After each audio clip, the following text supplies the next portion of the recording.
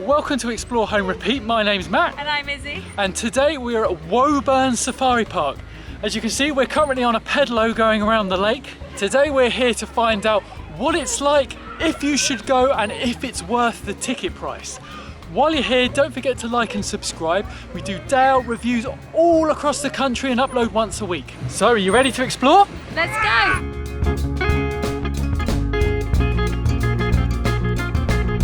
Woburn Safari Park is in Bedfordshire and covers over 300 acres of land, all dedicated to the animals and visitors.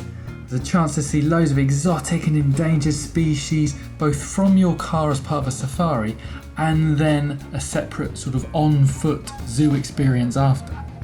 At the time of filming, you received a free guidebook to the park, including all of your maps and some hand sanitizer as well, so that was a nice little add-on. Throughout the day, there's loads of talks and demonstrations about loads of different animals, from the bird of prey to Humboldt penguins, the sea lion feeding show, tons of this sort of thing, so it's worth checking out in your guidebook what time those are.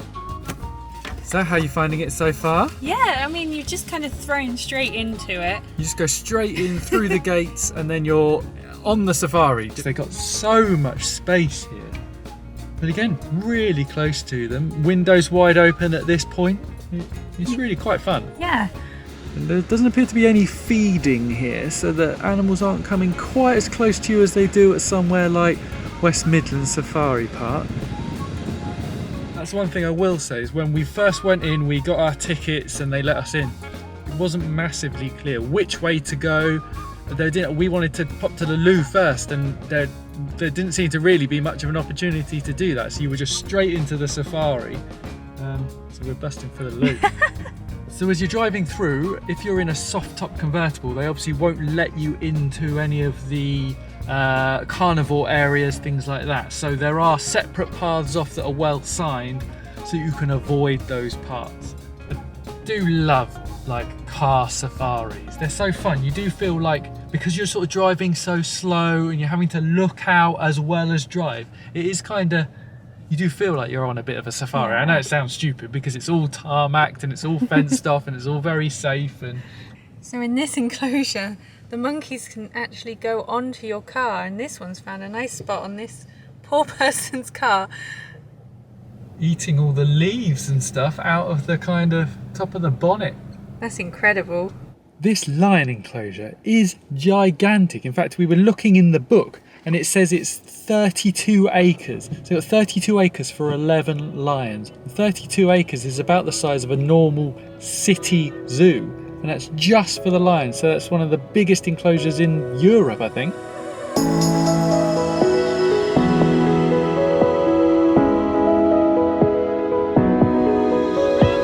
So we've noticed there is like a large coach load of people going around this safari.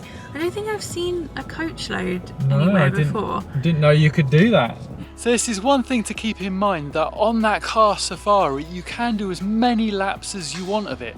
It probably took us around an hour to go round, so you could spend quite a long time just going round and round. You never know what you're going to see each time, so worth keeping in mind. So just to give you guys an idea of the foot safari, so once you've gone and done the car safari, you then come to this sort of slightly more traditional zoo. So you come in from down here, you've got the big lake where we were doing the boating.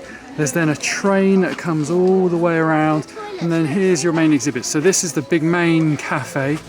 You've then got like a lorikeet feeding area. This is the main bird amphitheatre where they do the parrot show. Sea lions are just over here, and you've got kind of penguins, and there's a little farmy bit over here as well. So you can kind of get an idea of the scale of this area of the zoo. It's not massive, but there's plenty to see and do here.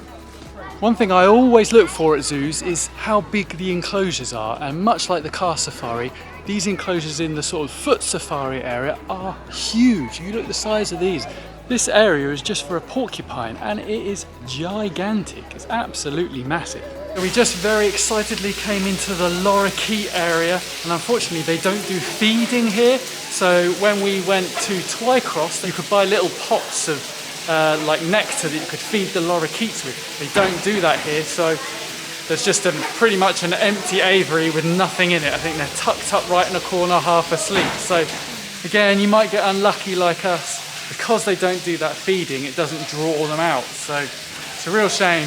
So one impressive thing they have got here at Woburn is this Giraffe Trails Assault course. So they have actually also got like a Go Ape course for adults, but this is kind of for sort of kids and teenagers to do, and it's sort of like a mini assault course, and you have to go right the way around, all up in the air. You're all obviously tied on with cables and things. It does look really, really good. The Giraffe Trail Junior High Ropes course costs $6.99 per child, and it's for 5 to 12 years old. Whoa! Whoa! Whoa!